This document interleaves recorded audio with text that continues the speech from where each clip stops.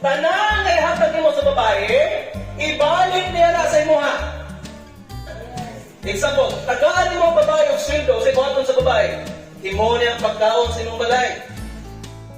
Tagaan mo similya ang babae, imo niya og bata. Magkasabot, i-multiply sa babae unsay ihatag sa lalaki na soy. Helper ang lalaki na soy. Mungutana ko mga lalaki, unsay ginahatag niyo sa babae? Kung tagaan mo sila o usa ka word, paminaw mo.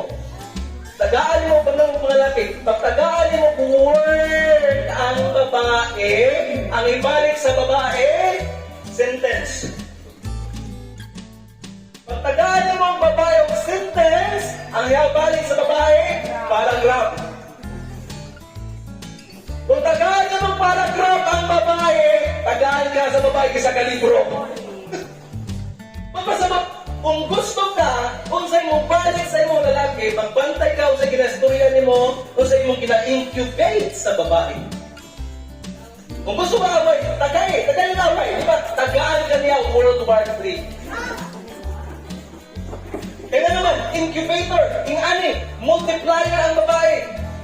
So yung mga lalaki, kung di ka gusto, kung sa'yo ginabalik sa mga babae sa imong bantay daw imong mga word. Kung sa'yo imong ginahatag sa babae. Kasi kung gusto kong malinawon na panimala, malinawon na pulong imong ihatag siya.